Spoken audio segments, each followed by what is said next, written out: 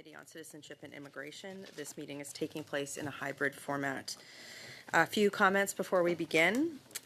Please wait until I recognize you by name for speaking. For those of you on Zoom, typical Zoom etiquette applies. Click on your microphone to activate your mic and mute yourself when you're not speaking. Make sure that you have the translation channel that you need prepped right now before we begin.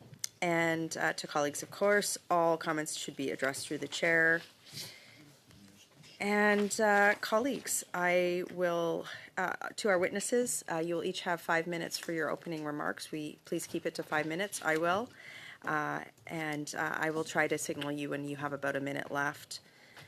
And colleagues, today we are continuing our study on the provincial distribution of asylum seekers in Canada. So to welcome our witnesses today to our meeting, as an individual, we have Professor Christina Clark-Kazak from the University of Ottawa, City Councillor Randy Donauer from the City of Saskatoon, and Kaylee Brennan from Matthew House, Ottawa. So again, you'll have 5 minutes to make your remarks, and we will proceed. So let's start with Professor Clark-Kazak. You may begin with a statement of 5 minutes. Thank you. Thank you, Madam Chair, for this opportunity to address this committee. This is an especially difficult time for Canadians facing rising living costs and unemployment. History shows that in times of economic downturn, it is easy to scapegoat newcomers. As you consider how best to serve people seeking refugee protection in Canada, I urge you to ground your recommendations in rights and evidence. Any provincial distribution policy must take a rights-based approach. The right to seek asylum is protected by Canadian and international law. Freedom of movement is also a basic human right. Any dispersal policy must comply with the Charter, which applies to anyone physically present in Canada. The Charter guarantees socioeconomic rights, like the right to housing and to education, as well as civil rights, like the right to religion. When identifying appropriate locations for asylum seekers, we need to consider which communities have the capacity to facilitate access to these Charter-guaranteed rights. We also need to acknowledge the interconnectedness of rights. Our research on housing for refugee claimants, for example, shows how a stable address facilitates access to education, employment, healthcare, and other rights. We also need to draw lessons learned from previous attempts at provincial distribution in asylum and refugee resettlement. In 2024 and 2025, the Government of Canada relocated over 13,000 refugee claimants to smaller municipalities in Ontario and Quebec and to some other provinces. While this relocation relieved pressures on housing and services in Montreal and Toronto, prolonged hotel stays were both costly and ineffective in connecting asylum seekers with legal and settlement services. There's also research available from analogous contexts of refugee resettlement to smaller communities across Canada. For example, in 1999, Canada launched Operation Parasol to evacuate over 7,000 Kosovars. Through a joint assistance program, Kosovars were matched to small and medium-sized communities across Canada. Research indicates that most Kosovars remained in these smaller host communities 3 years after arrival in Canada. However, some faced limited job opportunities, lack of culturally specific settlement supports, and insufficient legal services.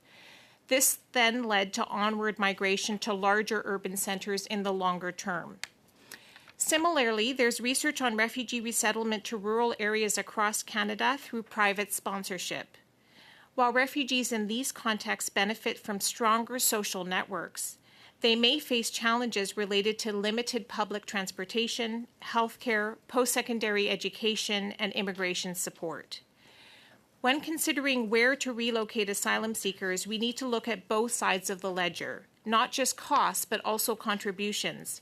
Refugee claimants pay taxes and provide essential labor, contributing to economic growth. Canada can also learn from long-standing asylum dispersal programs in other countries. For example, the United Kingdom has had a regional dispersal policy since 2000 following their 1999 Immigration and Asylum Act. This policy has had uneven success. with some research indicating that dispersal did not facilitate integration. Some of the key lessons learned from the UK policy are: 1, we need to identify areas with good quality housing. 2, there's a need to ensure adequate legal aid. 3, there's a need to fund and support non-governmental organizations providing social support. And finally, there's a need for coordination with local authorities and communities. So in conclusion, I would like to offer the following recommendations for this committee's consideration. First, an asylum dispersal policy would require increased coordination of services, including through expansion of federally funded local immigration partnerships and legal assistance. Second, it would require buy-in from provinces and municipalities. This is not a solely federal government decision. As you saw with the case of the Peel Transitional Housing Strategy and the testimony on Monday, refugee claimants' needs are well served when all levels of government work together. Third, asylum seekers need to be given some agency in decision-making, including matching skills and experiences to host communities. And finally, any policy must be rights and evidence-based. Asylum seekers are human beings with human rights. They cannot be simply moved around the country like political pawns on a chessboard. There needs to be a well-thought-out and well-resourced plan that sets them up for successful resettlement outcomes. Thank you. Au plaisir de répondre à vos questions. Thank you. Right on time. We will now move to, we'll go to City Councilor Donauer, who is appearing on video. Madam Chair and committee members, first, could I clarify that you can hear me okay? Yes, we can hear you. Thank you. Thank you for allowing me to present to the Standing Committee on Citizenship and Immigration today. My name is Randy Donauer. I am a city councilor in Saskatoon, Saskatchewan, but today I'm speaking to you as an individual. However, I would like to note that I did discuss my presentation with the mayor of Saskatoon, Mayor Cynthia Clark, and she's in full support. Mayor Cynthia Block, and she's in full support. It's my understanding that you are debating whether to redistribute potentially large numbers of asylum seekers across Canada, and I would urge caution. Saskatoon welcomes newcomers to Canada, and we support Canada's longstanding tradition of supporting and protecting refugees. Clearly, Canada's asylum system is under pressure. There is a large backlog, and communities are left managing the consequences. The solution is not in moving people around. It is to improve the system and the processing of legitimate refugee claims faster and in a more efficient manner. Saskatoon is facing serious housing and homelessness crisis, and we thank the federal and provincial governments for partnering with us to find housing solutions. My city has grown by almost 80,000 people in the past decade, 30% growth in 10 years. That may not sound like a lot for Montreal and Toronto, but it is overwhelming for us. Despite our best efforts, we have not built enough homes to keep up with the growth in our region. This causes housing prices to rise artificially, increasing the cost of living and putting more people on the street.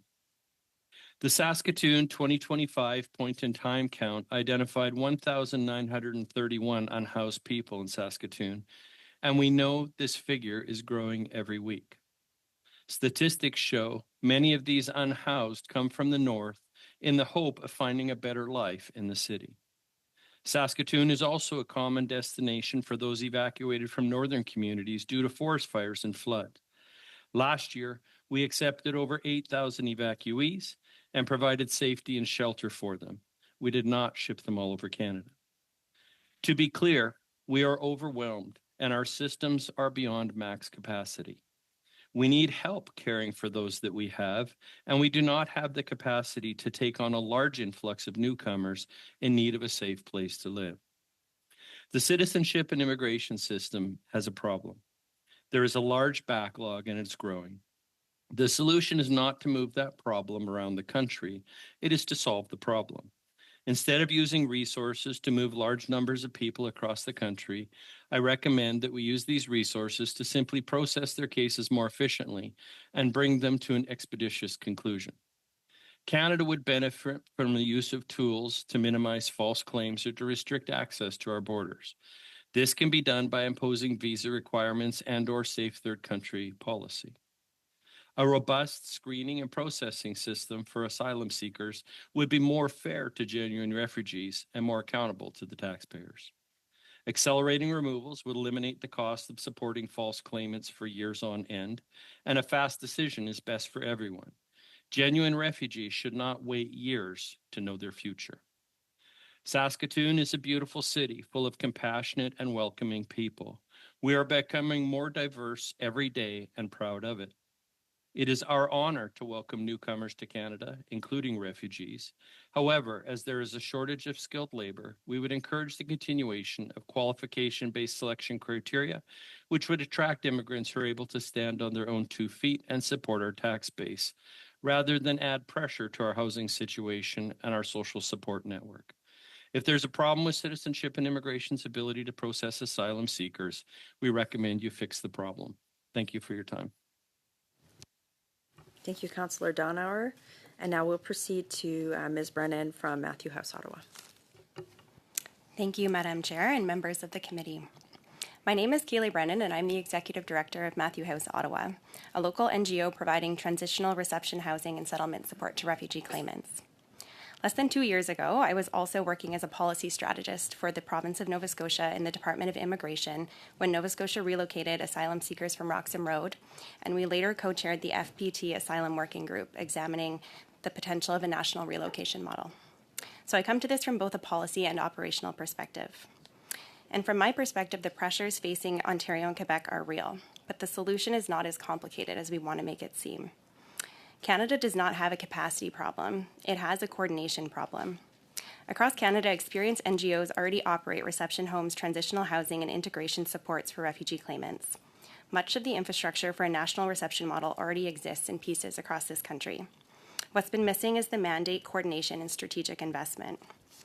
Having been a part of these discussions since 2023, right now I believe there's a real risk that this conversation is simply becoming an academic exercise about provincial distribution, rather than a serious discussion about how to actually build a system that works, one that can endure beyond jurisdictional debates and shifting political priorities.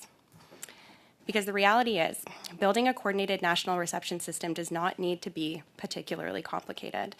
At Matthew House, we scaled from 1 reception home to 27 in the last few years, and we now operate approximately 230 beds across Ottawa at a cost of less than $3 million per year, because we already possess the operational expertise and partnerships required to grow effectively. If you break down our expenses, our housing program operates at approximately $37 per bed per day, with an average length of stay of roughly 3 months. It's an incredibly effective model, and we aren't unique. There are dozens of reception homes just like us across Canada. It is not a capacity problem. It is a coordination problem. If done properly, a national reception model could be stood up at a fraction of the cost of prolonged emergency hotel responses, while also creating a more organized, accountable, and trusted system. That system could include coordinated referral pathways to provinces and municipalities with capacity, supported by trusted NGO reception hubs already operating across the country. Successful relocation also depends on ensuring claimants are aware of opportunities outside of major urban centers, including lower housing costs and employment opportunities in regions facing labor shortages. The role of the government should be to establish outcomes, provide strategic resourcing, and support coordination infrastructure, and then allow the sector to do what it already does best, which is collaborate, scale, and deliver effective community-based models. Provinces and municipalities should absolutely be partners in this work. But building effective systems and networks first is likely the best path forward towards eventually reducing long-term federal involvement in emergency housing responses altogether. With the renewal of IHAP, Canada could strategically support a backbone organization responsible for mapping existing beds, coordinating referral pathways, operational standards, and regional collaboration amongst existing providers. And we're already seeing promising examples of this type of approach. In British Columbia, the provincially funded BC CHARMS has created a shared housing referral and coordination system amongst refugee claimant serving organizations. And in Newfoundland and Labrador, IHAP-supported relocation initiatives have shown encouraging early outcomes related to housing and integration. Matthew House continues discussions with those partners there about acting as a referral hub for future voluntary movement initiatives. And Canada also has a blueprint for this type of collaboration. During the response to the Ukrainian displacement, Ukraine Operation Ukraine Safe Haven brought together different orders of government and NGOs to support reception and integration efforts across our country. Canada has already taken significant steps to tighten and manage the asylum system, but regardless of policy changes, individuals with legitimate protection needs will continue to arrive in Canada. The question is whether we respond through coordinated planning or continued crisis management. One approach has significantly a lower price tag and delivers better long-term outcomes. My recommendation to this committee is straightforward. Do not treat equitable distribution as a transportation problem. Treat it as a reception infrastructure problem. Invest in a national coordination body amongst existing refugee reception providers. Invest in shared referral and data systems, standardized claimant support training, and dedicated IHAP funding for coordinated community-based reception models, not emergency hotel beds. Canada already has much of the expertise required to do this. What's missing is the coordination, infrastructure, and strategic investment needed to bring those pieces to life. If we get this right, Canada can create a more equitable, efficient, and humane asylum reception system that supports both claimants and the communities welcoming them. Thank you. Thank you very much. We'll now proceed to our rounds of questions. This is our 6-minute round, and we will start with Mr. Redekop. Thank you, Chair, and thank you to all the witnesses for being here today. Appreciate you spending the time. Mr. Donauer, you're from my city. I'm going to start with you. You kind of ended, I think, with saying that redistribution of asylum seekers is not the solution, and perhaps solving the core problem of why we have so many asylum seekers is a better use of time and money. Can you just elaborate on that a little bit? Am I quoting you correctly, and can you elaborate? Thank you for the question. Yes, you are. Obviously there's a problem. This is a program decades in the making. I actually worked for the Department of Citizenship and Immigration a number of decades ago, and the problem existed then, and it still exists now. An awful lot of money can be spent moving people around, providing for them, and taking care of them.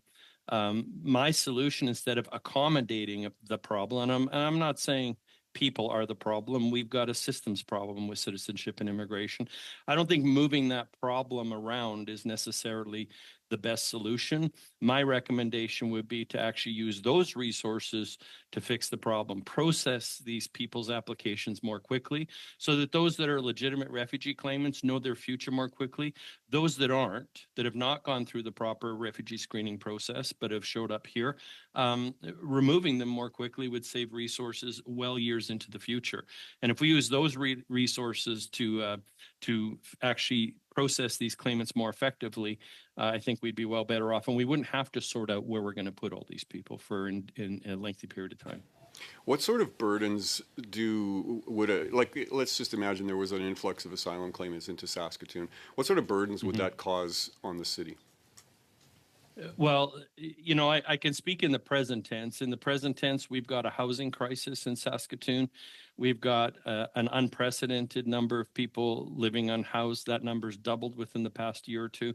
That would exacerbate the problem. I'm not saying all these people would be unhoused, but all these people would need accommodation. All our accommodation right now is full to capacity, and there's lineups outside all of them. This is something Saskatoon has never dealt with before. So taking a large influx of newcomers that would probably need some settlement assistance and a roof over their head would be extremely problematic for the city of Saskatoon. And, we're just moving back into, as I indicated in my remarks, evacuation season. We've already had flooding in the north that have brought hundreds of people into the city of Saskatoon. And if we experience the same with forest fires, last year we saw 8,000 people in Saskatoon. All of our capacity, and I know one of the speakers said it's not a capacity issue. I'm just asking the regional and municipal interests and abilities be taken into account when you consider these things. You talked about I think you said 1,900 or so unhoused people in the last count. What sort of an impact does that have on services and demands for services in the city? Yeah, well, not only do we have 19,000 people, our city is growing by about 13 to 15,000 people a year.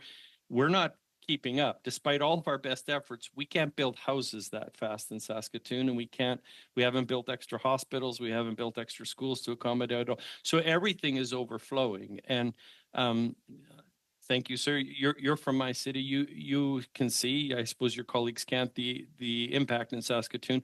We have people wandering the streets looking for a place to stay. And it's not because Saskatoon's not a compassionate city. We're doing everything we can to accommodate the needs of these people. But there's just frankly too many for the size of our city that have these needs. So to think about adding a significant influx population-wise to that specific demographic would be very troublesome for us.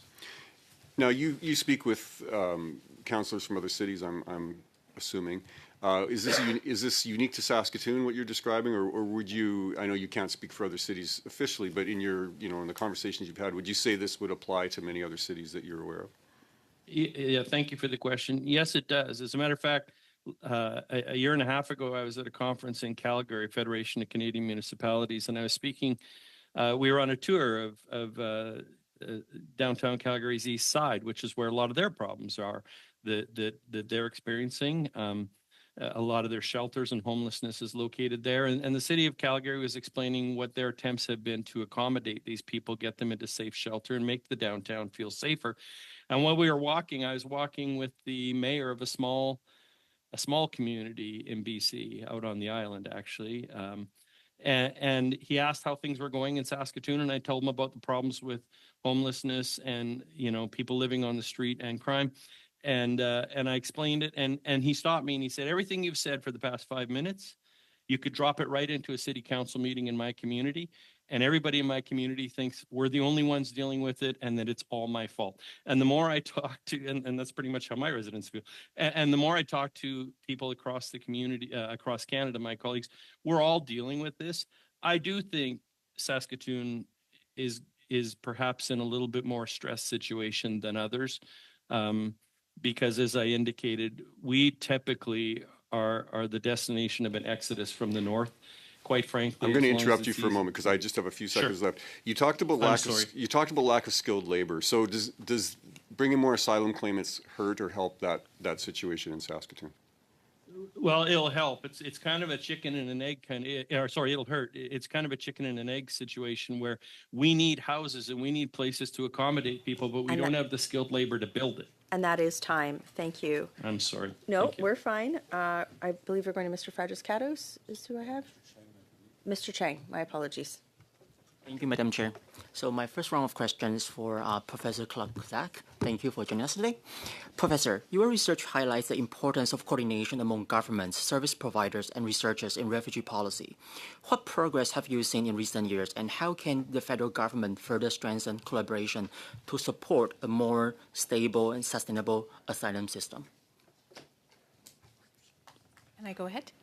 Thank you for the question. I think that you heard on Monday the evidence from Peel Region, so I think that's a really good example of different levels of government working together. I think also, as Ms. Brennan has said from the Matthew House example, we did research with 20 organizations across Canada that are non-governmental organizations that have been providing housing and wraparound support for refugee claimants for decades. Like, this is not a new phenomenon. Canada has had asylum seekers for decades, and it's often actually non-governmental organizations that have stepped up, and there is coordination amongst them, and I think that could also be built upon in terms of thinking about next steps. Given the scale of global displacement and ongoing humanitarian crisis, how important is it for Canada to maintain an orderly and rule-based asylum system that balance compassion and operational sustainability and public confidence? So I think this is a really important question to acknowledge that we're in a global context where there's massive displacement for a lot of different reasons, and also that it's very difficult to get to Canada. So in a previous career, I worked for the Canadian government as a diplomat, and I was in Uganda when we had tens of thousands of Congolese crossing the border every day.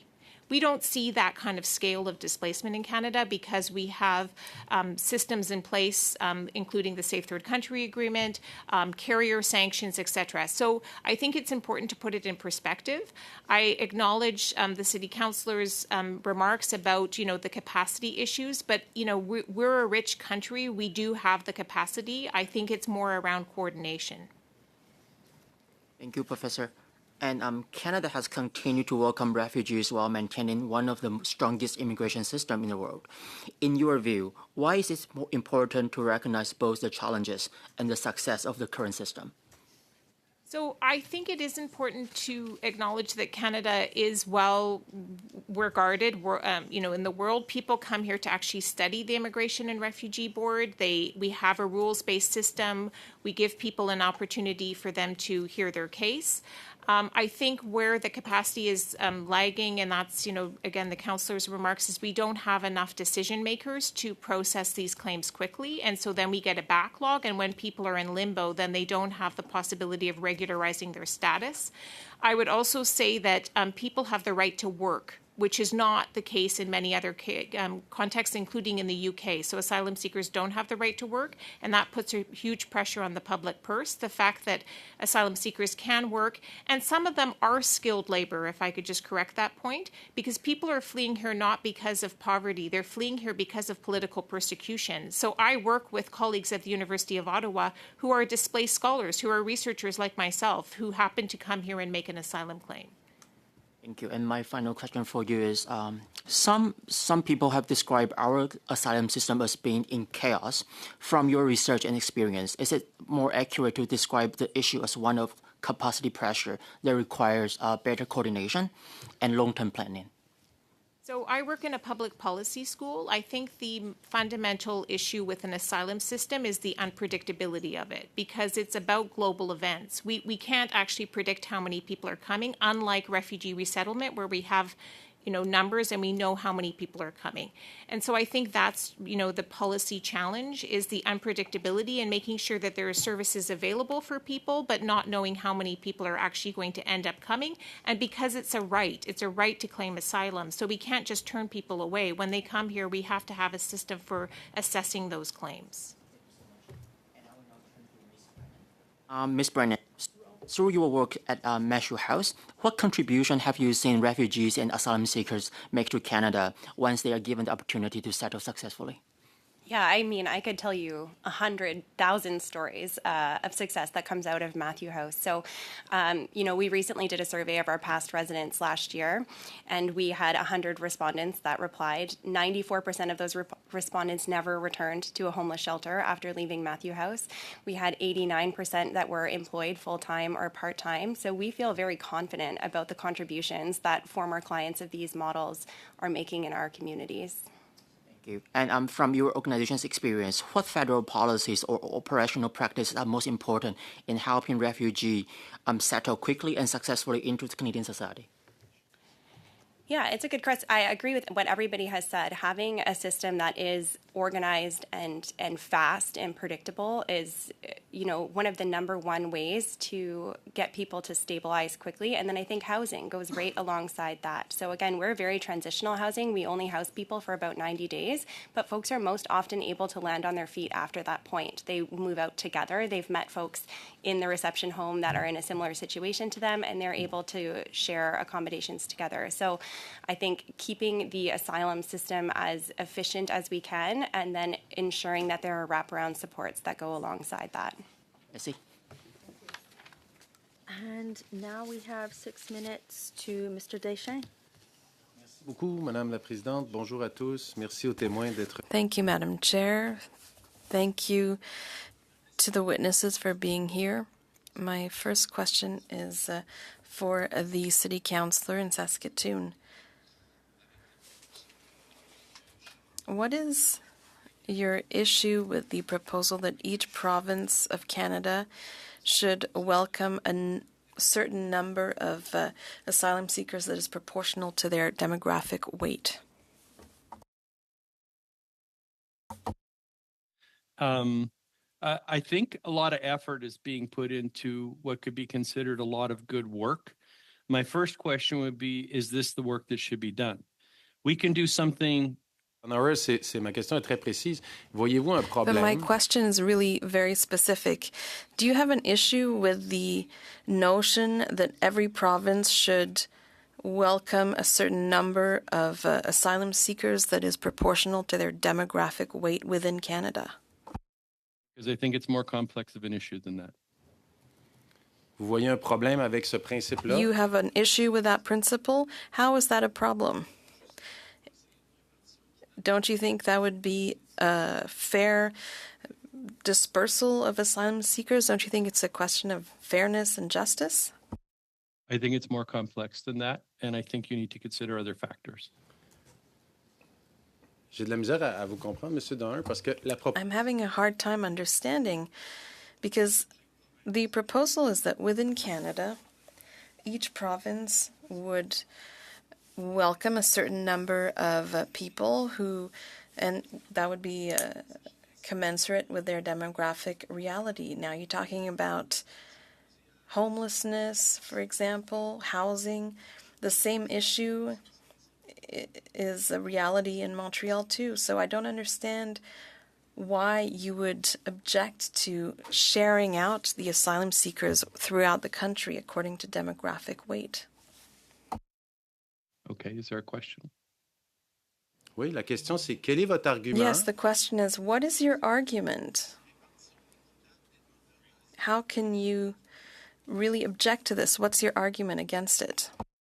Thank you. That's where I was going to begin with. I think the consideration needs to be that there's a lot more complexity to the issue than just pick numbers and put them across the map of Canada. I think different funding levels go to different provinces and different cities. I think larger cities have the ability to adapt to these sort of large influxes better than smaller ones.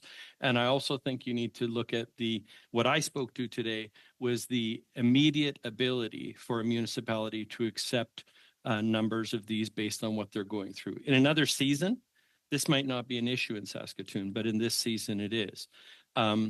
We could do a lot of good work here. I just question whether this is the work we should do or if we should actually fix the problem. We can spend years and millions of dollars throwing money into how to accommodate people that are here for years waiting for a decision. Why don't we just not leave them here for years waiting a decision? Take all those resources and actually fix the problem rather than finding ways to accommodate this problem and move it around. But your demographic and what's the word I'm looking for? Wanting to spread it around, that is absolutely a factor that needs to be considered, sir. I just don't think it's the only factor. Madame Clark-Kazak, vous avez parlé du besoin si on... Ms. Clark-Kazak, you talked about the need to work to coordinate the work to make sure that everything happens smoothly and there's a good integration. Do you think that there's adequate coordination at the moment? I think there is coordination, but it is imperfect. There are some bases for coordination between Ontario and Quebec, for example, but with other provinces there isn't as much coordination because we have less experience. You were also saying that the other provinces need to consent for the system to work. If you look at other jurisdictions, like Europe, for example, there is an agreement between countries to share out the numbers. But there is a certain resistance, as we heard from the witness from Saskatoon. How do you explain this resistance? I think it's because everyone believes that this falls under the responsibility of the federal government. But in fact, social services are within the provincial jurisdictions. The same goes for education and housing. That is provincial. So I think that is the issue. Everyone thinks that this is someone else's responsibility, and there's a lack of coordination between the different levels of government. But as you said, in the UK, for example, they were able to negotiate because there are fewer independent authorities. You also talked about proper integration of asylum seekers. It seems like there's a lack of services in some cases, and there's also the issue of perception. s'il y a des services en place. On a besoin. If there are services available, we also need lawyers in provinces like New Brunswick. We're now proceeding to our second round of questions for 5 minutes, and we'll start with Mr. Menegakis. Thank you, Madam Chair, and thank you to our witnesses for appearing before us. Ms. Brennan, I think I'd like to start with you. You spoke of a national coordination strategy and potentially a national body with dedicated funding. Is this just an idea you have, or are you aware of more serious discussions taking place to implement this? I think there's a lot of interest in the NGO community to see something like this stood up. So like I said, the sector is already doing this work. We exist in almost every province across Canada that are providing reception housing, but what we lack is that coordination infrastructure. So I think it's becoming a pretty serious conversation amongst the NGO partners of how could we do this in the absence of this type of model existing right now. That's something are you aware of any discussions that have taken place with the federal government by you or others about this? No, I think when I worked for the province of Nova Scotia, we had the FTP Asylum Working Group, where that was the goal of that working group, was to come up with some recommendations for a national model. That working group was dissolved because there was, political interference. Thank you. Mr. Donauer, I'd like to go over to you, sir. You mentioned some of the hardships that the municipality has had in dealing with, a big number of perhaps immigrants or asylum claimants in the municipality. So would you agree that a large swell of immigrants or asylum seekers or refugees into Saskatoon would create a problem for the municipality? And would you think that would create a need to raise taxes in the municipality? Yes and yes. Like I said, a lot of our systems right now, including housing, health, social welfare, some of those I agree, asylum seekers may not access, or they may. They're at max capacity now, and we're having difficulties caring for the people that exist now.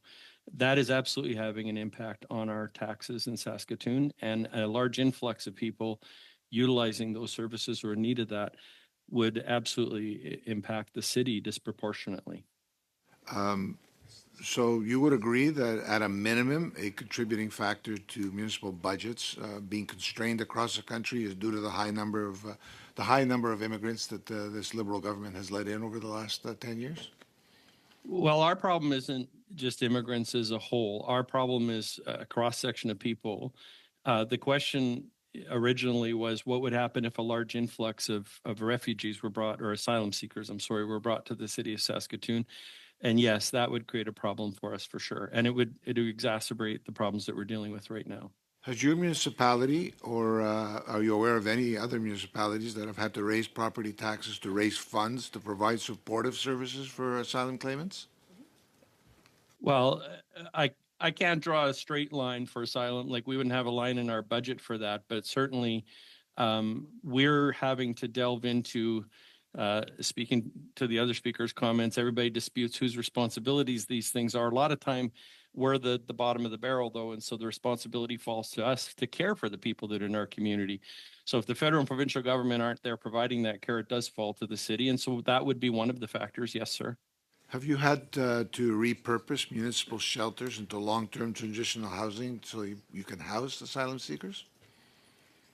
Not specifically to house asylum seekers that I'm aware of, but to house those that are in need. Yes, sir.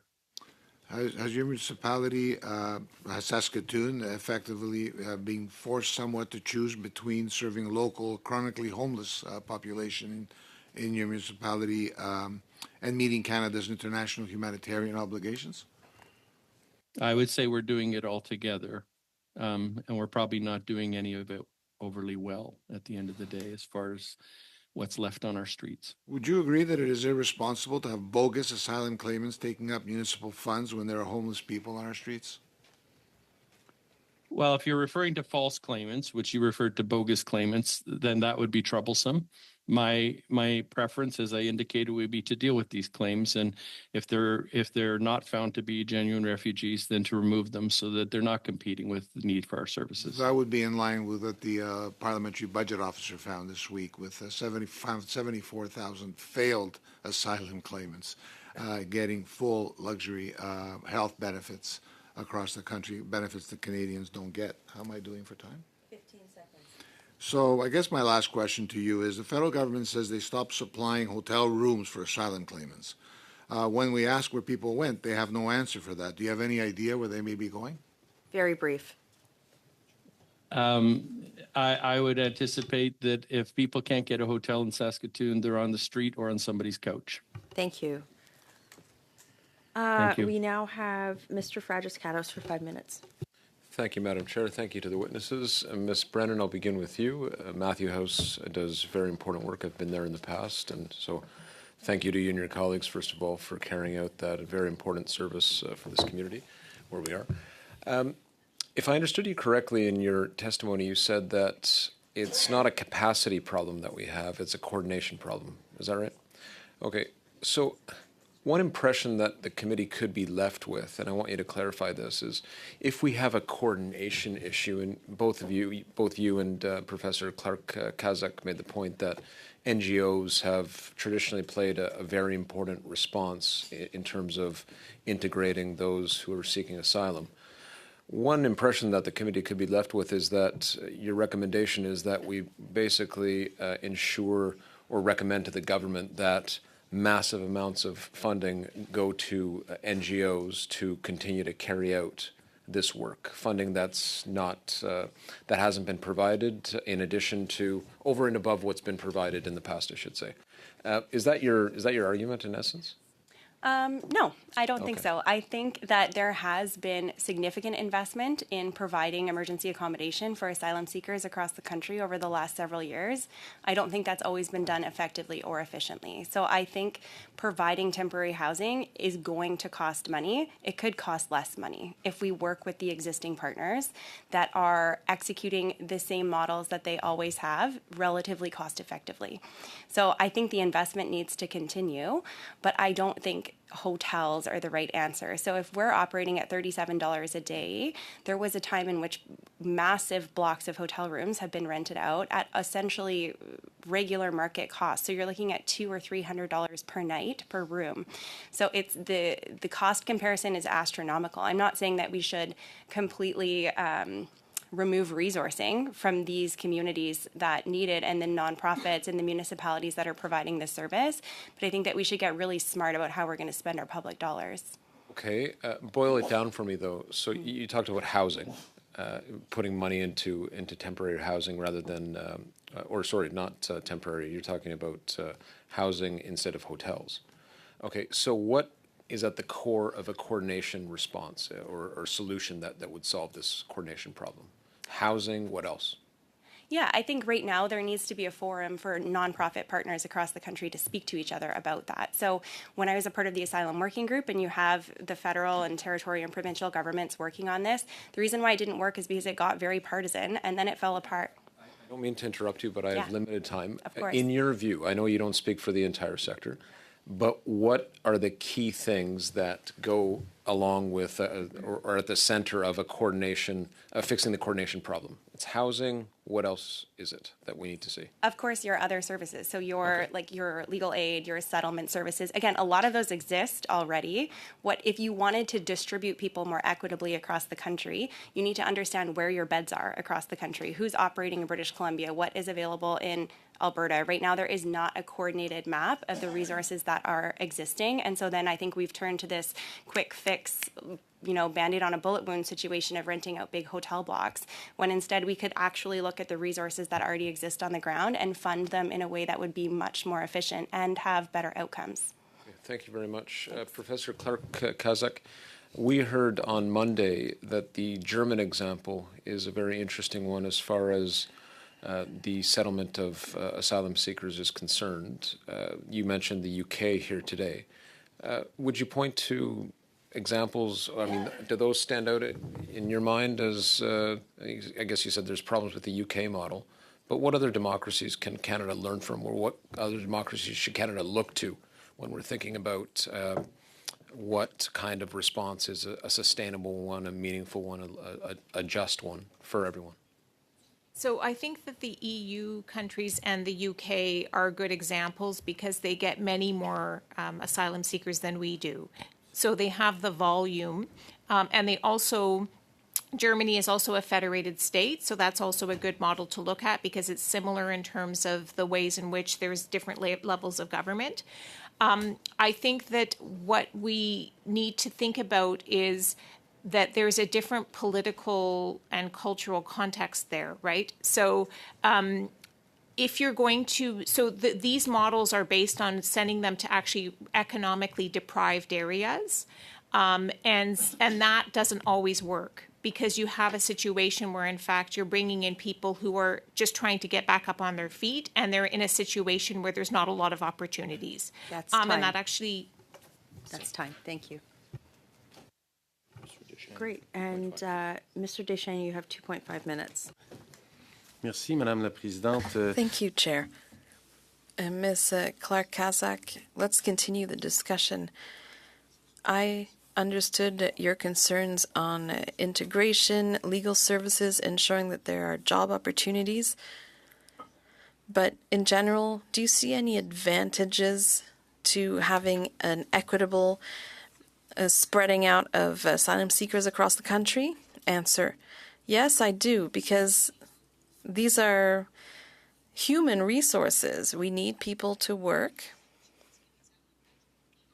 So I think there are advantages, and you can see that with refugee work. There are all sorts of places that welcome refugees in small communities, rural communities across the country, and it works. So if we could follow a similar model for asylum seekers, I think it would work. Question: for communities that would welcome some of these people when it comes to integration, I'm thinking about Quebec.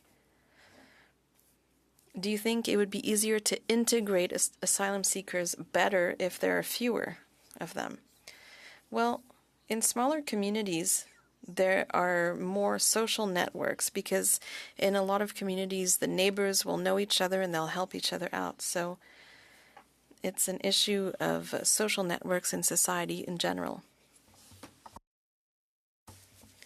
Question: there have been surveys on Canadians' perception about immigration that is less and less favorable. Do you think that fair distribution across the country would improve people's perception of immigration? Answer: I think the public has to think of these people as humans. That's one of the reasons why private sponsorships are extremely effective, because it's person to person. They know each other as human beings, not as strangers. So having a personal experience with asylum seekers creates a relationship? Yes. To Mr. Ho for 5 minutes. Thank you, Madam Chair. My questions are for Councillor Donauer. So, Councillor, you're a Saskatoon City Councillor, and you previously worked for the Federal Immigration Department in Canada, including working at the Saskatoon office. So, you understand both the federal immigration system and the impacts it has on municipalities. Is that correct?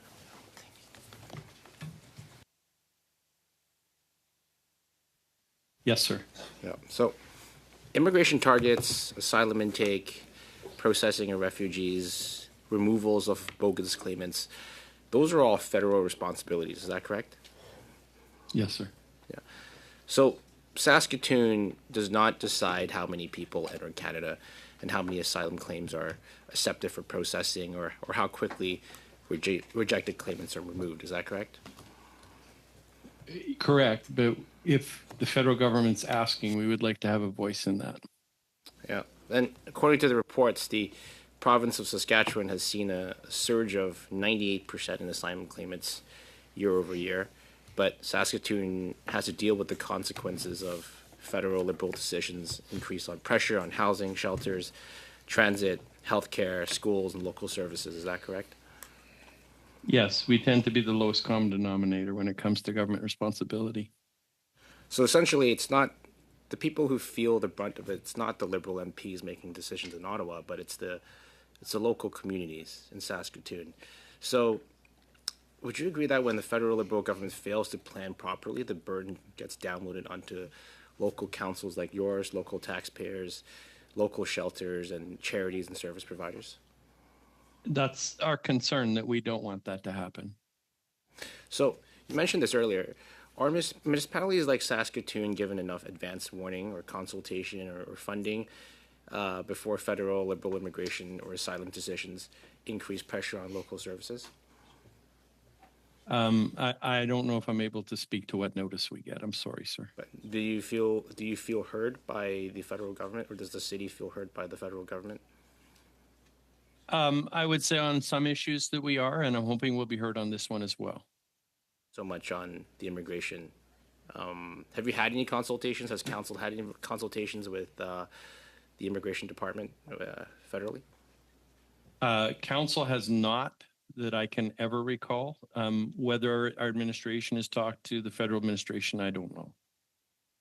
There's 13,000 immigration bureaucrats in Ottawa, and it's unfortunate none of them has reached out to consult the city of Saskatoon. So is it wrong for local residents to ask whether their city has enough homes, healthcare, classrooms, shelter beds, and other public services before the Liberal government adds more pressure? No, my residents ask me those questions every day. And are there residents in Saskatoon today who are facing homelessness or housing insecurity? Absolutely. There's almost 2,000, probably more now, that are homeless, and many more that are facing housing insecurity. More than 2,000, wow. And Saskatoon has also had to support residents who were displaced by the wildfires elsewhere in the province of Saskatchewan, right? Yes, sir. Every year we take thousands. Last year we took over 8,000, which maxed out all of our hotels and several soccer centers and rec centers. Wow. Do you think it is fair to local citizens in Saskatchewan, including local Canadians facing homelessness or displacement from the wildfires, when the Liberal government increases pressure on local housing and shelter systems without first ensuring capacity or even consulting the city of Saskatoon? Yeah, I think it's a complex issue, and we absolutely want our voice and our needs to be heard. So would faster processing and removal of false or rejected asylum claimants reduce pressure on municipalities like Saskatoon? Yes. There's a lot of good work that can be done taking care of asylum seekers in Saskatoon, and I applaud the efforts of those that do that work. My question is, can we avoid some of that, or should we be building on that? All right, so last question. So we see the Liberals bringing in political activists, ideological advocates with no skin in the game, and NGOs whose taxpayer funding is contingent on the number of refugees we take in. And then the Liberals appear to be taking advice from these groups. As a municipality, does Saskatoon feel heard, and the residents of Saskatoon feel heard by this federal government? Well, I can't speak to who they listen to and who they don't listen to. I just want to make sure that our voice is there, and that both Saskatoon and other municipalities and regions across the country are heard as well. Thank you. Thank you. We are out of time, and we will close this round with Ms. Sodi for 5 minutes. Thank you, Madam Chair, and thank you to all of our witnesses for being here today. Ms. Clark-Kazak, you've often described housing for refugee claimants as a complex intergovernmental problem. In your research, have you seen examples where federal, provincial, and municipal governments have successfully coordinated on housing for asylum seekers, and what made those particular models work? If you could give us just a few examples. The example is Peel that was mentioned before. The other example was a sort of half example here in Ottawa, because there was a plan in place to provide transitional housing through the city of Ottawa and the province and the federal government. That was then put aside, but this was an example where it could have been an of working together.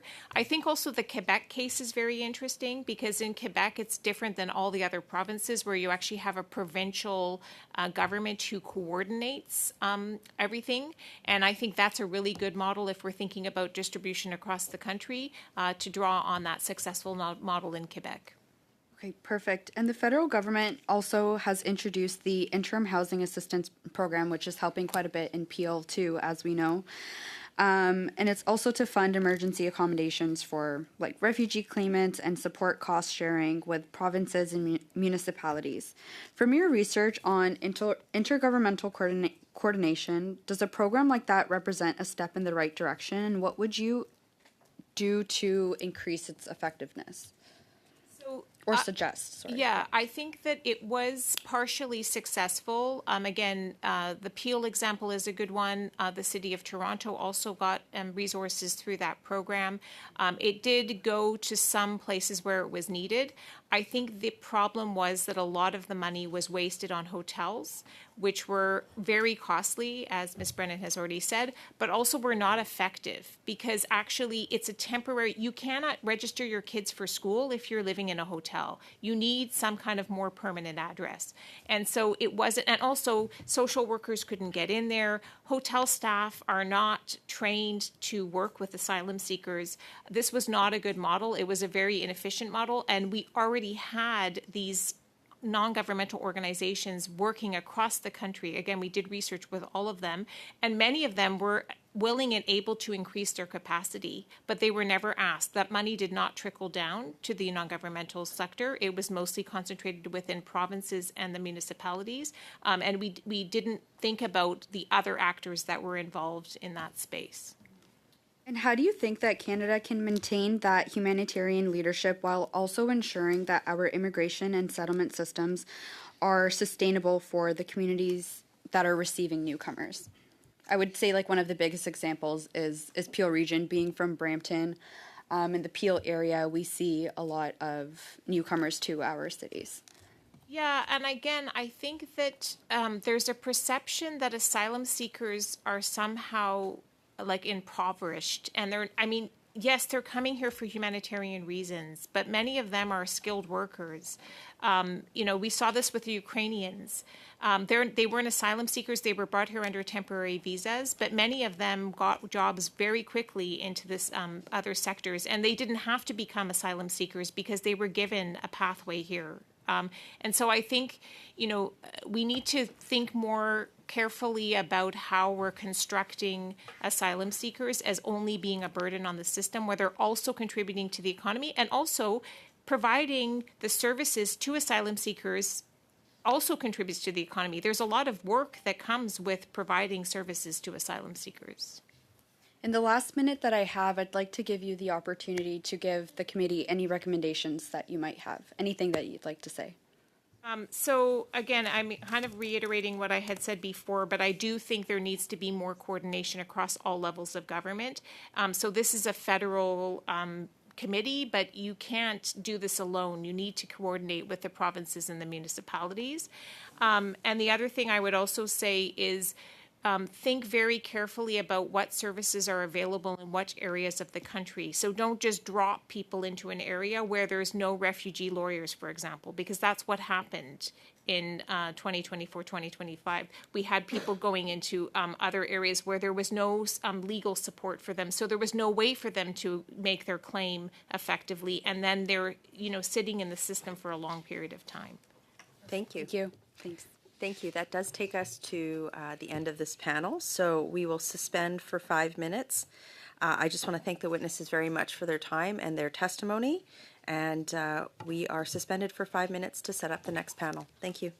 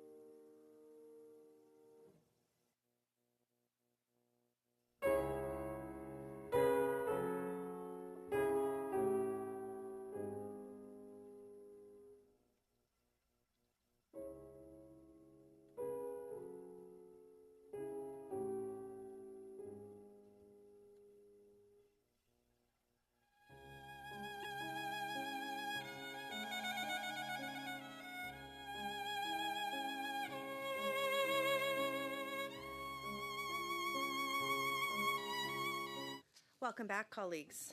I'd like to make a few comments for the benefit of our new witnesses. Please wait until I recognize you by name before speaking. If you are appearing by Zoom, at the bottom of the screen, you can select the appropriate channel for your interpretation. And similar with witnesses in the rooms, I would just advise you to set up your interpretation if you have not already done so, as committee members can ask questions to you in either of our official languages. I will attempt to let you know when you have about a minute left in your remarks, and you have 5 minutes to make your remarks, and all comments should be addressed through the chairs. And so I'd like to proceed with welcoming our witnesses for the second panel. We have Dr. Lisa Kaida, Associate Professor with McMaster University. Welcome. We have Karen Kobuson, Chief Executive Officer of the Saskatoon West Business Association. Welcome as well. And then appearing on Zoom, we have Alina Murad, the Director of Federal Government Relations with the Refugee Center. Welcome as well. We will begin our round of opening remarks with Dr. Kaida. Madam Chair and members of the committee, thank you for the opportunity to appear before the House of Commons Standing Committee on Citizenship and Immigration. My name is Lisa Kaida. I'm an Associate Professor of Sociology at McMaster University. As a sociologist and social demographer who has been studying the integration of immigrants and refugees for over 20 years, I'm honored to be here. In this opening statement, I will make 3 points based on my research on the secondary migration of refugees, in which I analyzed Statistics Canada's data on permanent residents. But first, it will be helpful to carefully distinguish between resettled refugees and asylum seekers. Resettled refugees are approved for admission before arriving in Canada and are granted permanent resident status upon arrival. In contrast, asylum seekers are initially temporary residents. If their asylum claims are accepted, they are approved as refugees and therefore become permanent residents. This process may take a few years. My past research focused on resettled refugees integration. I will now turn to my 3 points. First, the main takeaway from my research is that resettled refugees are more likely to leave their initial destinations than economic immigrants, mostly because resettled refugees are more likely to settle in smaller communities first. But more than 50% of resettled refugees do stay in their initial destinations, even if they are small, remote communities. Second, will this apply to asylum seekers? I cannot directly answer this question because asylum seekers' experience in smaller communities may be different from that of resettled refugees. Resettled refugees are mostly government-assisted refugees or privately sponsored refugees. Government-assisted refugees are assigned to designated communities upon arrival. Through the Resettlement Assistance Program, they receive income support for up to 12 months, as well as immediate resettlement services. Privately sponsored refugees are sponsored by groups of individuals or religious or ethnic organizations. Their sponsors are spread across Canada. They provide financial support, accommodation, and social support to privately sponsored refugees during their first year in Canada. Asylum seekers are not entitled to such social and economic support from the government or sponsors. Third, my research does not provide statistics on the secondary migration of asylum seekers. I defined the initial destinations of resettled refugees and other categories of immigrants as the places where they landed as permanent residents. If they move out of the initial destination later, that movement is treated as secondary migration. In my research, asylum seekers are successful in their applications and given permanent resident status, then their statistics are recorded as other refugees along with other categories of refugees, such as those admitted on humanitarian and compassionate grounds. My research shows that more than 70% of other refugees initially settled in either Toronto or Montreal. But it is possible that asylum seekers arrived elsewhere first. When they became permanent residents, they might have moved to Toronto or Montreal. To precisely identify where asylum seekers initially settled, we will have to look at where they filed asylum claims or when their intended destinations were, as recorded in Statistics Canada's data on non-permanent residents. Thank you, Madam Chair and members of the committee.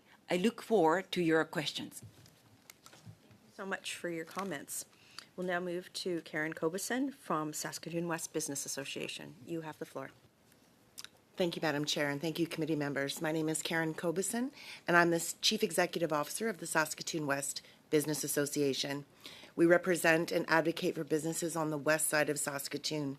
We work to address issues that affect business owners, their customers, their employees, and those who live and work in the neighborhoods that surround them. These issues include business attraction and retention, community safety, housing, public services, and the overall health and vitality of the area. So I'm not here today as an immigration lawyer or a constitutional expert, but I am here as someone who works closely with local businesses and our community partners, including NGOs and CBOs, and I see the consequences of these federal policy decisions on the ground. So the motion before this committee is focused on efforts to relocate asylum seekers to other provinces. From the perspectives of Saskatoon, I would urge the committee not to mistake redistribution for a solution. Moving asylum seekers from central Canada to Saskatoon does not fix the broken system, and it simply just moves the pressure from one place to the other. We heard earlier that Saskatoon is overwhelmed, and that is true. I'm here today to support that. The real issue is that our asylum system is overwhelmed, backlogged, and no longer functioning in a timely or credible way. When claims take years to resolve, people remain in limbo, and that is unfair and creates uncertainty. During that time, they need housing, healthcare, schooling, income support, legal services, and other community resources. And these pressures are not carried by Ottawa or the federal government in any real day-to-day sense. They are carried by citizens, provinces, schools, hospitals, shelters, local organizations, serving agencies, businesses, and neighborhoods. Saskatoon is a generous city. We have welcomed newcomers for generations, my family included. Our businesses understand the importance of immigration. Many newcomers have started businesses, filled jobs, paid taxes, raised families, and made our community stronger. However, there's a vast difference between orderly immigration and an uncontrolled asylum backlog, and a major difference between welcoming people successfully and transferring this federal system onto communities that are already stretched thin. Saskatoon currently faces a serious housing crisis. We have residents who are struggling to find affordable places to live. We have less than 2% market rental vacancy rate, and that's just in Saskatoon. We have extraordinary homelessness, encampments. You heard earlier that we welcomed the displaced persons from northern wildfire season, and we have shelters and community organizations dealing with growing demand. We have employers who are concerned that their workers cannot find housing that they can afford. And just simply adding more people into that pressure cooker without first fixing the system will not help these asylum seekers, and it will not help Saskatoon. We know that healthcare and education are under strain. People cannot find family doctors. Exploding school classroom size, complex needs students, language barriers, you name it. Saskatchewan and Saskatoon are not in a position to increase this capacity right now. This matters. And for this reason, I believe this committee should focus on the root problem, that the system needs to be fixed. The solution is not to spread the consequences of failure across the country. The solution is to stop the failure. 1 minute. Canada should continue to genuinely protect refugees who are seeking asylum for legitimate reasons. That is a very important responsibility. But we need to restore the basic principle that our immigration and asylum systems must be effectively and efficiently managed, and not through backlogs, loopholes, and unmanaged pressure. Relocating asylum seekers to Saskatoon is not compassion, it's downloading, because it asks communities to absorb consequences of a federal policy failure. Thank you very much. Much for your remarks as well. I will now turn the floor over to Ms. Murad from the Refugee Center. You have 5 minutes. Thank you very much. Thank you, members of the committee, for the opportunity to appear today. My name is Alina Murad, and I'm here on behalf of the Refugee Center, a nonprofit organization that supports refugee claimants through wraparound services, including legal support, employment assistance, language programs, and community integration services. Thank you to the committee for undertaking this study, as refugee claimants contribute significantly to Canadian society, and communities across Canada should be able to benefit from these contributions. The redistribution of asylum seekers in Canada is an inherently intersectional issue that requires an equally intersectional response. Any discussion surrounding redistribution must take into consideration not only where claimants are relocated, but whether those regions have the infrastructure, services, and opportunities necessary to support long-term retention, dignified work, and successful integration. The reality is that people naturally gravitate towards areas that have received sustained investment, where opportunities exist for them and their families, and where they can realistically build stable lives. If certain regions remain underpopulated, we must ask why that is the case and address those underlying conditions directly. It is crucial that any redistribution policies or programs remain voluntary and based on the informed consent of the claimant. Data from Statistics Canada demonstrates that interprovincial migration trends are heavily influenced by employment opportunities and affordability. Historically, people move toward regions where they are more likely to find stable work, better services, and stronger economic prospects. Refugee claimants are no different. Like anyone else, they're making decisions based on where they can support their families and establish long-term stability. This is why the central issue is not relocation itself, it's retention. In 2022, the Refugee Center launched a pilot program to respond to post-COVID labor shortages, which helped facilitate refugee claimant relocation to less populated areas in Canada. This pilot program operated until 2024 and has since been put on hold due to funding constraints. From our experience, in many smaller cities and regions outside major urban centers, the limited availability of education, employment opportunities, public transportation, and settlement services pose a significant barrier to successful integration. Without robust job opportunities, self-sufficiency becomes far more difficult, increasing reliance on already overstretched social and community services. This is not the goal of redistribution, nor is it beneficial for claimants, municipalities, or provinces. No job means no retention. At the Refugee Center, we see every day how access to employment support, language training, legal assistance, and community connection dramatically improves integration outcomes. However, I must highlight a major policy gap. Many non-governmental organizations that receive government settlement funding are currently unable to provide services to refugee claimants because funding eligibility is often restricted to permanent residents, accepted refugees, or government-assisted refugees. This places community organizations in extremely difficult positions, as you've heard today. Organizations are forced to scramble for precarious funding sources while continuing to respond to urgent needs on the ground. If Canada is interested in redistribution efforts, opening government funding streams to organizations serving refugee claimants should be one of the very first policy changes implemented. Doing so would strengthen the organizations already operating outside major cities and better equip them to support increasing numbers of claimants settling in those regions. It would also improve retention by ensuring claimants have access to the services necessary to successfully integrate into local communities. For this reason, we recommend increased investment in employment preparation programs, credential recognition support, and targeted labor market matching initiatives for refugee claimants. We also recommend the creation or expansion of a program modeled after the EMPP that would allow refugee claimants already in Canada to voluntarily participate in labor matching opportunities connected to regional economic needs. Such a program would assess a claimant's professional background, language capacity, family situation, and employment background, and connect them with communities experiencing labor shortages and prepared to support long-term integration. Claimants could then relocate with the assurance of stable and dignified employment. A program like this cannot operate in isolation. It would require federal coordinated calls for proposals engaging organizations across Canada and Quebec, with implementation anchored under the Economic and Social Development Canada. This would help ensure that redistribution is not simply about moving claimants across the country, but about creating more meaningful pathways to employment and long-term integration. It would require coordination between federal government, provinces, municipalities, employers, and community organizations, as well as investments in social infrastructure. Risk assessments could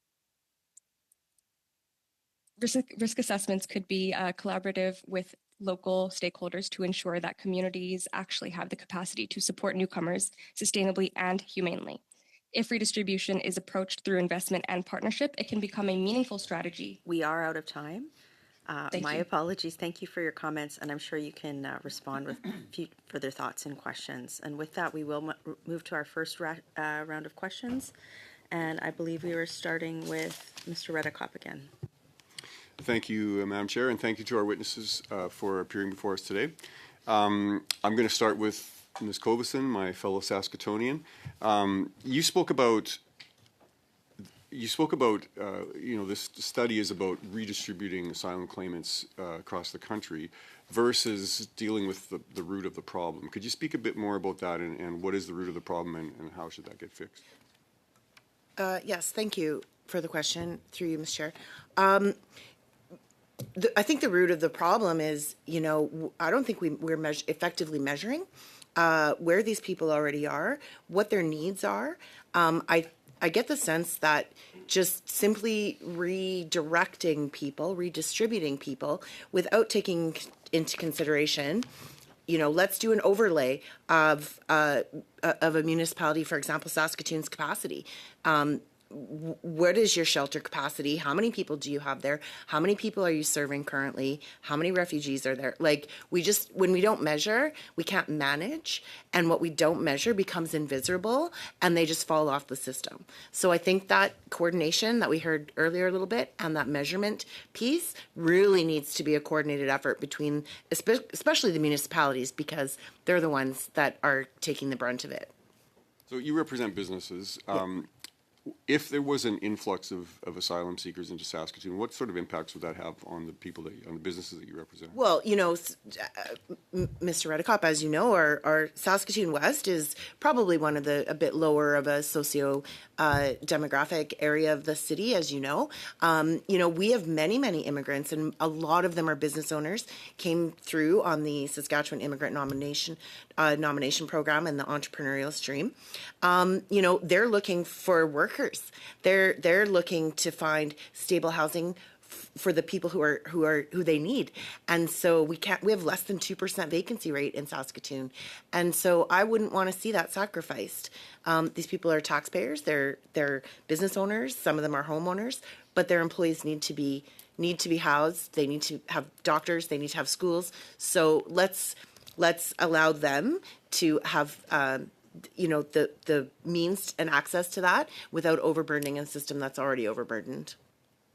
For Saskatoon services that, you talk about housing and there's other services like healthcare and things like that, is there a difference between orderly migration and, bringing in a whole lot of asylum seekers in a short period of time? Yeah, definitely. I think, if we look back, and I don't have the numbers in front of me, but I think if we look back, as to how the Immigrant Nominee Program, the SINP program in Saskatchewan, has been extremely successful, where we had targets so we actually would allow people to come in based on those targets, and we sort of knew that was going to happen, and we could project whether it was healthcare, whether it was education, or whether it was housing. The other thing I think that is important about that is the a labor market growth, right? So we can also project who's coming in, who's opening businesses, how many employees do they need? And, Saskatchewan has one of the lowest employment rates of any province across the country, so it's really hard to find workers. So that needs to be orderly, managed, efficient, and effective. You talked about processing claims faster than redistributing people around the country. You feel that's a better solution? I think it gives certainty. Again, downloading is not compassionate. I definitely think the faster we can process claims, the more certainty it gives to the individual, so they understand their future. They know what they're going to be doing in 3, 6, 9, 12 months, whatever. And I think we owe it to those people to ensure that they have that certainty. Who wants to live like that? That's not very fair, nor is it compassionate. So you would agree that if we have an asylum claimant who's failed, we need to process them, and if they need to leave the country, they should leave the country rather than move them from wherever they are to a place like Saskatoon. Definitely. Enforcement is, what's the point? What's the point of having the rule if we're not going to enforce it? And if the decision has been made for a reason to deny that claim, then yes, that individual or whoever we're speaking of, for whatever reason, they need to be returned. I think the due process is very important, but I also think that following the decision of that due process is equally as important. So, again, in the scenario where we were to bring more asylum seekers to Saskatoon, what are the different pressures? Like, you talk about housing. Are there other things, homelessness, health? Like, what are the pressures that would come to bear, that would bear on the city? Well, certainly, we can look at cultural supports, depending on where the asylum seeker is, country of origin. We're not Toronto, we're not Montreal, we're not Vancouver. We do have a diverse culture there, but maybe not diverse enough. So cultural supports, language supports, other public services, transportation. Saskatoon is a car city, right? You know this. You need to have a vehicle. Can they get that? Can they figure out how to get around? So yeah, housing is just the tip of the iceberg, but legal supports would be another one. Labor market, cultural, legal supports, language. Thank you. Thank you. Mr. Fragiscatos, je comprends que vous partagez avec Monsieur Deschênes. And I understand you're going to share your time with Mr. Deschênes at 3 minutes, because this was Mr. Deschênes' idea. You spent your career studying international migration and the immigration system in Canada, as I understand it. Very simple question, but I think it's core to what we're looking at here. What does the general evidence suggest that you've looked at with respect to what makes for a successful response to asylum policy, successfully responding to those seeking asylum in a democracy like Canada? What allows for a country's response to be successful as opposed to the opposite? My research never looked at asylum seekers specifically. I focused on resettled refugees, including government-assisted refugees and privately sponsored refugees. Based on my research, I cannot directly answer your question of what makes Canada's asylum-seeking policy successful. I mean, this is your area of focus, is migration. What would be your point of view that you have put on record now in testimony? But can you share with us what you think are some of the key points? For example, Ms. Cobeson has touched on this in her testimony. We heard this earlier today. Ensuring that communities have resources, and if we're going to have individuals resettled in communities, that they go to communities with adequate resources, housing, legal services, settlement services, medical services be of a type that would be adequate, more than adequate, to ensure successful integration. Is this your view as well? Yes. Based on my research on resettled refugees' economic integration, to take government-assisted refugees, they are assigned to select number of cities, not only Toronto and Montreal, but also mid-sized cities like Hamilton or St. John's or Moncton and so forth. And what they receive is that for up to 12 months, they receive financial support, economic employment support, language support, and cultural support, very institutionalized social and cultural support. To shift our eyes to privately sponsored refugees, then such support is given by local groups of individuals, or as well as co-national communities or cultural religious communities.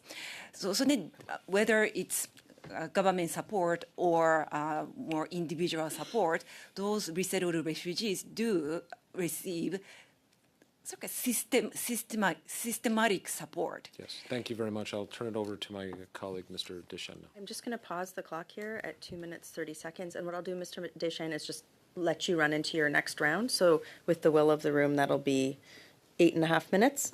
Good? Okay. Merci, Madame la Présidente. Merci à mon collègue pour le temps. Thank you, Madam Chair. And I thank my colleague for sharing his time. First, a question for you, Ms. Cobeson. Can you hear me? In Saskatchewan and Saskatoon, there's a labor shortage, correct? We have a low unemployment rate in our province, yes. Et donc, vos membres à la Chambre de commerce... So the members at the Chamber of Commerce have jobs that have to be filled? Yes. So there are... I think that there are job openings. Many of them would be under the skilled labor. That I know we heard earlier that some of the asylum claimants would be skilled labor, and some of them service entry level jobs, things like that. So specific to the market, I couldn't tell you what sector, but yes, we have a low unemployment rate. So there are more jobs than people. Il y a de l'emploi en Saskatchewan. So there are jobs in Saskatchewan, and you represent businesses looking for employees. So I was surprised to hear what you said, and that you and your members wouldn't be excited to potentially find some labor through the asylum seekers. Immigrant-owned businesses. As I've mentioned earlier, our area of the Saskatoon is different socioeconomic demographic in that very immigrant heavy. Those businesses are culturally, they are, a lot of them bring their own people in. So I'll give you an example. And through the Saskatchewan Immigrant SINP program, the Immigrant Nominee Program, they will bring members of their own communities. So when we look to asylum seekers that might be coming from persecuted regions or other places in the world, I don't know. What I'm saying is that we need to do an overlay of what services do we need for who and what supports. So I don't know that those cultures would be necessarily supported in Saskatoon because I don't know where they come from. Vos membres ont besoin d'employés. But your members need workers. There's a low unemployment rate, but they are hoping to hire people who come from a certain country and not others. In other words, they want to choose the ethnic origin of their workers. I don't know what the okay, so I know what the unemployment rate is. I don't know what the labor market ask is, though. I do know that we have skilled labor positions that would be available in mining, in our resource sector. I do know that. I don't know about service. Most of the people that are in our organization are service businesses, restaurants, things like that. Mais en fait, ma question, c'est, je vais vous donner mon exemple. Moi, But let me give you an example. In Gaspésie, in eastern Quebec, there are several factories that are getting bigger and bigger, and it's hard to find temporary foreign workers. So what I asked is for people to offer jobs to asylum seekers. And so we worked on that pairing up, and we saw this as an opportunity to attract labor to the regions because there are all sorts of people looking for jobs, but you don't see an opportunity there in terms of asylum seekers? Well, definitely. I think that asylum seekers, given due process and given their right to work and be mobile, absolutely, they would be welcome. Une opportunité. S'il y avait davantage de demandeurs d'asile, là, So if there were more asylum seekers, you think it would be a good way of filling job vacancies in Saskatoon? Personally, I wouldn't limit it so narrowly to that, but I think if there were jobs available, again, we're going to overlay all of the services, legal, technical, language barrier, skill set, etc. And if that works and all the stars align and everything triangulates, then absolutely, there would be asylum seekers welcome to come to Saskatoon and have work and support and legal assistance and everything. Parce que si on faisait une répartition équitable. But if we spread out the number of asylum seekers equitably throughout the country, then there would be more asylum seekers in Saskatoon. And if I understand what you're saying, there's a certain opening there. I would say that as of April 1st, 2026, my understanding is that we have 1,113 asylum seekers currently in Saskatchewan. So I hope I'm right on that. That information was given to me. Of those, I don't know how many are working, and I don't know how many are there because they were relocated, and I don't know how many are there or who will stay afterwards once their cases are heard, etc. I think we need more information, and I think we need to make sure that it's not just about getting a job.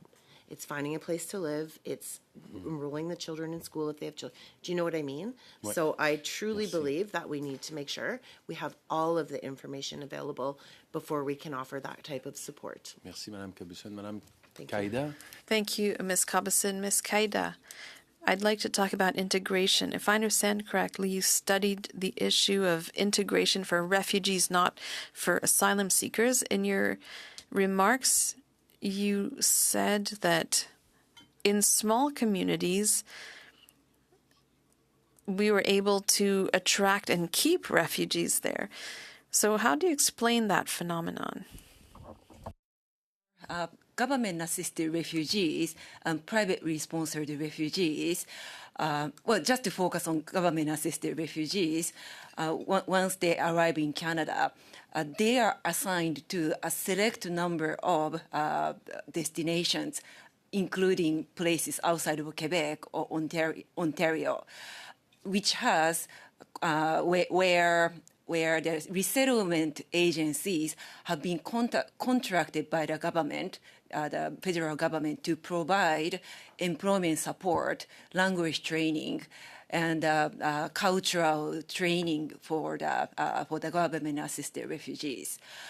To shift our eyes to privately sponsored refugees, that kind of support has been provided by groups of ordinary Canadians, group of 5, as well as religious community, religious associations, cultural, ethnic associations that may be spread all over Canada, not just, again, Quebec and Montreal. Some of them might be in very rural area, including Northern Ontario towns or Northern Quebec towns. And over there, up to 12 months, those sponsors are required to provide financial support, accommodation, as well as so-called social, cultural support to privately sponsored refugees. 30 seconds. Qu'est-ce qu'on observe comme taux de succès? And what is the success rate like? I used, as a measurement of success, I used employment rates and earnings on another research, which I didn't mention in my opening statement. Compared to government-assisted refugees, privately sponsored success of finding employment and earnings are higher than government-assisted refugees. Thank you. We're now to move to our second round of questions, which are 5 minutes each, to Mr. Ho. Thank you, Madam Chair. My questions are first for Dr. Lisa Kaida. So your research has studied the short-term and long-term economic integration of refugees in Canada. And your work has compared privately sponsored refugees versus government-assisted refugees. Is that correct? Yeah. So can you tell me a little bit more about how the privately sponsored refugee program works? So privately sponsored refugees are given permanent resident status upon arrival in Canada, and they are still approved as refugees by international organizations like UNHCR or other international organizations. So as well as it could be privately sponsored refugees could be family members or relatives of private or refugees who are already in Canada as well. And then they arrive in Canada, and then they are sponsored, taken care of by the sponsors, who could be either a group of individuals or ethnic organizations, cultural organizations, for up to 12 months. So, and has the research found that privately sponsored refugees show stronger employment and earnings outcomes and economic contribution to Canada than government-assisted refugees? Yes, that is correct. Right. So when you hear liberal politicians and political advocacy groups speak broadly about, quote, refugees succeeding, do you think they may be conflating the two different groups and two different outcomes across these programs? I don't think so, because even though the purpose. The privately sponsored refugees do have higher short-term and long-term, according to research, economic contribution that lasts for well over a decade than the government-assisted refugee stream. Is that correct? That is correct. Right. And there is reason for that. Private government-assisted refugees are more likely to be vulnerable from the point of a family structure. And that has something to do with the introduction of IRPA in early 2000. The government is emphasizing the acceptance of vulnerable refugees. But does it have refugees. anything to do with things like initial selection factors, like language ability, education, age, or labor market conditions at all? For the refugee, for the period where we studied the refugees who arrived in 2000 to 2014, those socio-demographic characteristics are not, and human capital characteristics were not taken into account. That is my understanding. Unlike the economic immigration program. So, in your view, are asylum seekers more like government-assisted refugees, or are they more like private refugees, privately sponsored refugees? I would say it is asylum seekers. Their characteristics are unknown in the sense that, unlike economic immigration policy program and the resettled refugee program, asylum seekers are not vetted by the government. So then, some asylum seekers can be very highly educated. Other asylum seekers maybe not fluent in English or French at all. It is an unknown factor. Would you agree that integration of refugees is not something that just happens automatically? Like, it requires housing, language training, employment supports, healthcare, schools, transportation, all things that put pressures on local communities? For the refugees. Yeah. Yes, for the government-assisted refugees and privately sponsored refugees, their socioeconomic profiles are indeed weaker, less strong than economic refugees who are admitted into Canada based on their education, language skills, as well as their pre-arranged employment. So it is not surprising that the refugees' economic outcomes are less favorable than economic immigrants. Thank you. Thank you. Monsieur Joseph, vous Merci avez beaucoup, 5 Madame. minutes. 5 minutes. Merci beaucoup, Madame la Présidente. Thank you, Madam Chair. And to begin, I would like to congratulate my colleague, Mr. Deschênes, who has been defending the businesses in his region. I would challenge them to find asylum seekers with an open work permit so they can work at businesses in his region. For some time, we've been talking about immigration, but we are not talking about the fact that immigration is mostly concentrated on the first generation. But good news for Quebec, since the Minister of Immigration took her position, there has been a reduction in the asylum seeking requests for Quebec.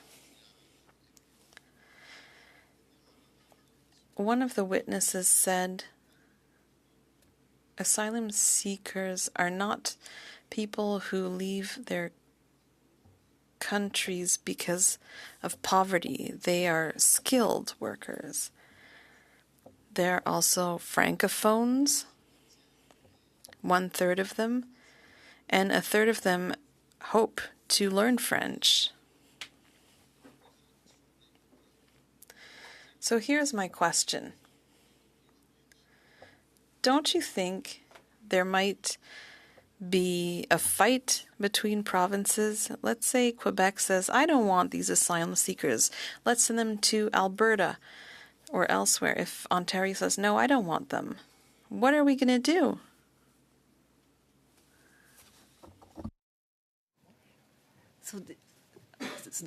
Thank you, Madam Speaker. What are we going to do? There is a reason why many asylum seekers try to reach Quebec, especially Montreal, as well as Toronto. There is a history of immigration in those so-called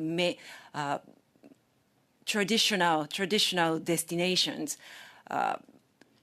Traditional destinations where there is a lot of there's established co-ethnic, co-national communities, and also there is not just institutionalized resettled agencies, but also NGOs. Some NGOs specifically cater to asylum seekers, as one of the witnesses was commenting earlier. Si ça vous dérange pas, c'est comme tantôt j'étais assis à McDonald's, j'ai parlé avec une... But earlier I was at McDonald's. I was talking to an athlete. Her parents arrived in Canada 24 years ago as asylum seekers. Earlier in the house, there were members clapping for athletes. And some of them even had tears in their eyes. So we're going to talk about immigration in another way, a different approach, because immigration is very important for Canada. It's precious. But let's take a legislative point of view.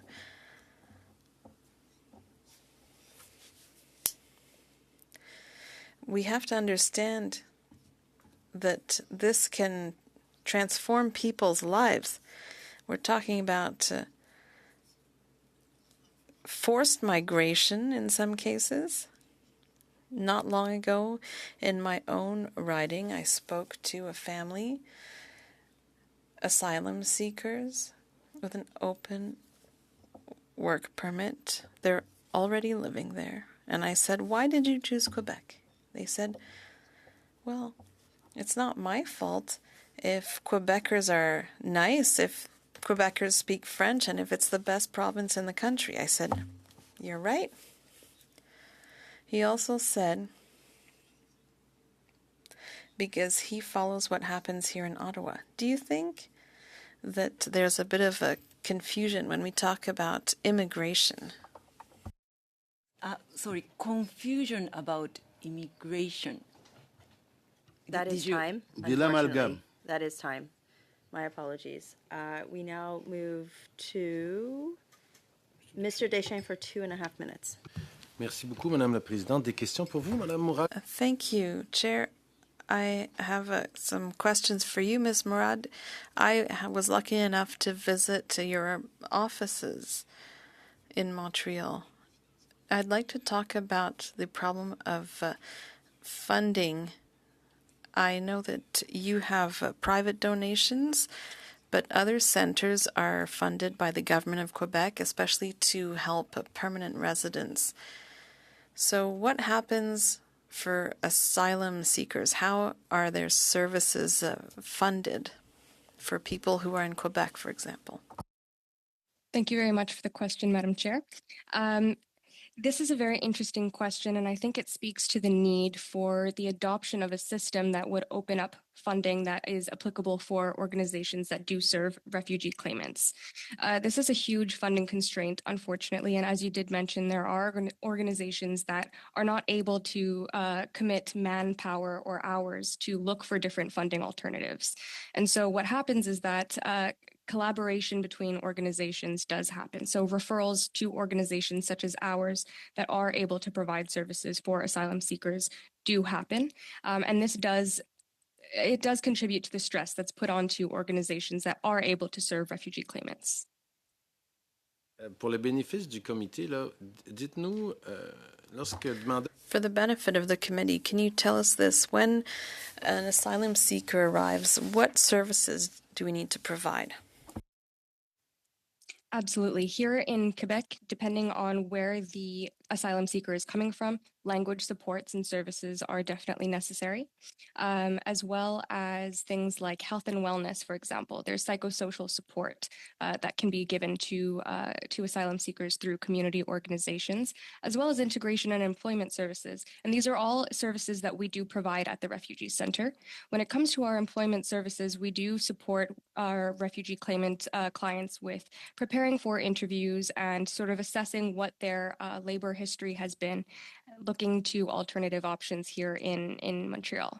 Est-ce que vous êtes d'accord avec cette perception que j'ai entendue, en tout cas assez souvent, là, en Do you agree with this opinion that I've heard often in Montreal that we don't have enough money to give services to all asylum seekers? I do think that an adoption of a program that would allow organizations to better coordinate amongst ourselves, as well as having funding for organizations that do serve asylum seekers, would definitely address this. Thank you. I just was looking at the clock, colleagues, and talked to the clerk, and we do have time for 5 and 5 to finish this round off. So I will turn the floor to Mr. Managakis, and then it will be Ms. Sodi on deck. Thank you, Madam Chair, and thank you to our witnesses for being here with us today. I'm going to have some questions for you, Ms. Kobusin, if I may. Has the government ever reached out to your organization to discuss immigration concerns and how it would impact the businesses and your membership? Thank you. Through you, Madam Chair. No, they have not. They have not. Would you say that the rapid unplanned increase in asylum claimants and all immigrants has put a strain on local business and services that your association members simply weren't prepared for? I would say that immigration has definitely put a strain on many of the local services and local infrastructure that we need to support them. I think most significantly would be housing. Housing. We heard that from a city councillor, from a Saskatoon city councillor that testified in the first segment of today's meeting. He also indicated that there's some strain on having to increase taxes in order to deal with some of the immigration issues that the municipality has had to deal with. What are you hearing from your members regarding escalating taxes at all levels of government? Well, taxes are never a good thing. And, you know, it's interesting, too. We had some conversation earlier, and we heard earlier that provinces, municipalities, and the federal governments need to work together. But, you know, there's only one taxpayer. So regardless of where the money comes from, it's coming out of our business owners' pockets and our residents' pockets. And we need to be mindful of that. Well, as a business person, immigration is an economic driver. I'm sure you would agree with that. But right now there's federal backlogs, and it really feels like the IRCC, Immigration, Refugees, and Citizenship Canada's capacity in dealing with these open door policies that the Liberal government has had has sort of taken a priority over economic immigration. They're focusing on dealing with backlogs instead of focusing on economic immigration, which I would imagine would be supplying a resource very valuable to your membership. Could you comment on that? Yes, thank you. Again, Madam Chair. Again, in Saskatchewan with the Saskatchewan Immigrant Nomination Program, the SINP program, we saw great success in managed, efficient, and effective immigration levels. We were bringing in entrepreneurs, and that was a complement to the federal system at the time. I want to say that was probably around between like 2012, 2018, somewhere in there. And when the federal limits increased, and Saskatchewan wasn't quite prepared for it. But essentially what they did, though, was the federal limits increased, but they put a cap on that program. So what we saw was immigrants coming in, but not in a managed and orderly way. And I think that the longer we have backlog, the longer that we have bottlenecks in the system, we're going to see challenges in our community and those pressures on the services that are required from immigrants that aren't processed thoroughly. So yes, I think that the federal government has created, exacerbated, and increased our problems in Saskatoon specifically. Public confidence in Canada's immigration system among your members, and I guess the broader community in the city of Saskatoon, has eroded because of how the government has handled assignment claims and the immigration system in a bigger way? Well, again, our community and the members I represent are there's a good portion of immigrant business owners and immigrant businesses in Saskatoon West. I think they're probably grateful for where they have landed, but I know that there's people that they're waiting for that maybe aren't so fortunate and don't have answers yet.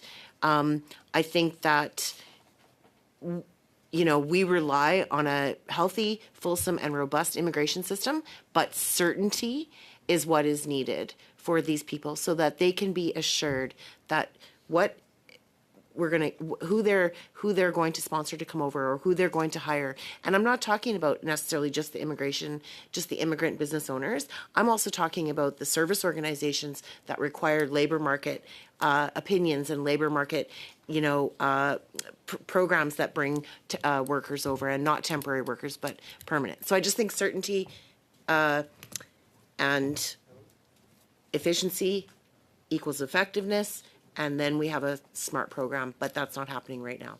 Thank you very much. Thank you. Thank you. And to bring it home is Ms. Sodi for 5 minutes. Thank you again, Madam Chair, and a warm welcome to all of our witnesses. Ms. Murad, welcome back to committee. I know that you were here with us earlier on in February as well. The last time you appeared at this committee, you discussed the acceptance rate of refugees in Canada and the low fraud rate in the system.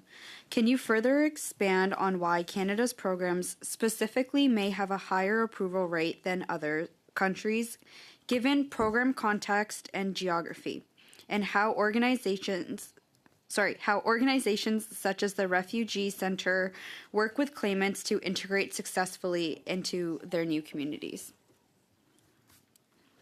Thank you very much for that question, Madam Chair.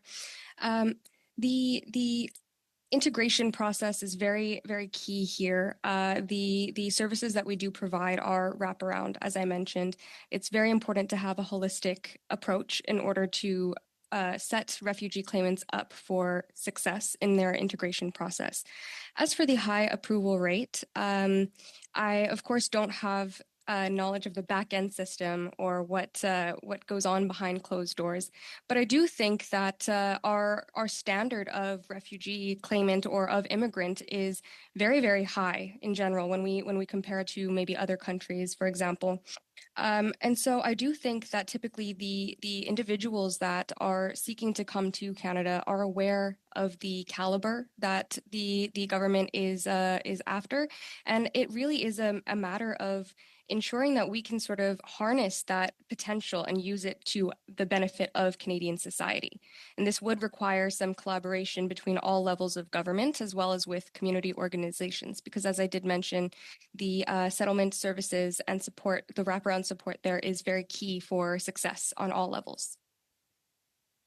Your answer. Can you also provide this committee with any examples of success stories that you have seen at the Refugee Centre in terms of vulnerable individuals seeking refuge in Canada being able to settle, integrate, and contribute to our communities when supported by organizations such as yours? Absolutely. Thank you very much for that question.